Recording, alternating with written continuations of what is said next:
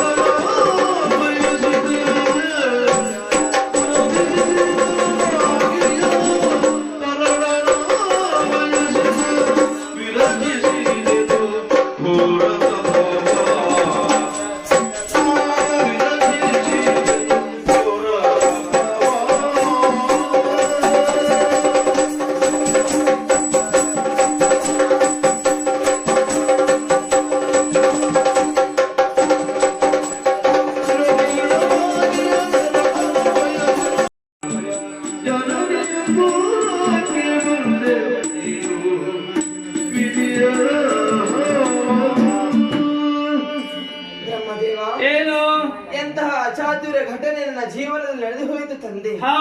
ನಾನೊಂದು ಬಗೆದ್ರೆ ಆ ದೈವ ಮತ್ತೊಂದು ಬಗೆ ಇತ್ತಲ್ಲ. ಸತ್ಯ.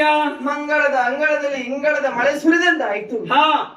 ಜನನಿ ಎನ್ನುವುದಕ್ಕಾಗಿ ಘೋರವಾದಂತಹ ಕಾಂತಾರವನ್ನು ಸೇರಿದೆ. ನಿನ್ನ ಕುರಿತಾಗಿ ತಪವನ್ನು ಮಾಡಿದೆ.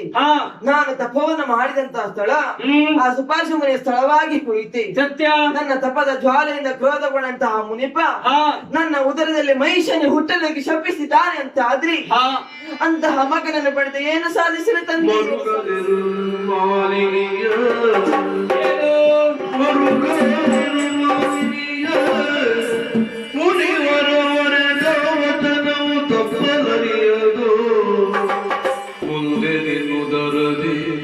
ಮಹಿಷ ಜನಿಸಿದರು ದುರಪರಾಗವಿಸಿ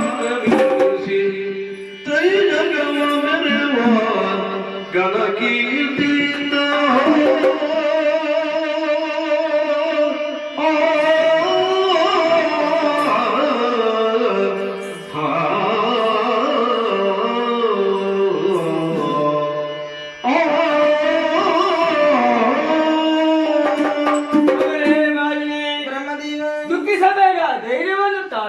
ಮುನಿಯ ಶಾಪ ಹುಸಿಯಾಗುವುದಕ್ಕೆ ಸಾಧ್ಯವೇ ಇಲ್ಲ. ನಿನ್ನ ಉದರದಲ್ಲಿ ಹುಟ್ಟುವಂತ ಮಗ ಕೋಣನಾದರೇನಾಯಿತು, ಆತ ಜಾಣನಾಗುತ್ತಾನೆ. ಅಷ್ಟೇ ಮಾತ್ರ ಅಲ್ಲ, 3 ಲೋಕದಲ್ಲಿಯೂ ಸಮರ್ಥ ವ್ಯಕ್ತಿ ಆತ ಆಗುತ್ತಾನೆ. ಸಂತೋಷವಾಯಿತು ತಂದೆ. ಸಂತೋಷ ವಿಷಯವನ್ನು ನೇರವಾಗಿ ತಾಯಿಗೆ ಹೋಗಿ ಹೇಳ್ತೀನಿ. ಶುಭವಾಗಿ ಈ ಯಕ್ಷಗಾನ ಕಾರ್ಯಕ್ರಮವನ್ನು ಮಾಡಿಸಿದಂತಹ ಈ ಮನೆಯವರಿಗೆ ಆಯುರಾರೋಗ್ಯ ಐಶ್ವರ್ಯ ಸಕಲ ಸಂಪತ್ತನ್ನು ಅನುಗ್ರಹಿಸಲಿ ಎನ್ನುವುದಾಗಿ ನಮ್ಮ ಆರಾಧ್ಯ ದೇವರನ್ನು ಬೇಡಿಕೊಳ್ಳುತ್ತಾ ಕತೆಗೆ ಮಂಗಳ ಹಾಡೋಣ. ಕೈ ಮುಖಣಿ. ಜಯ ಜಯ ಜಯ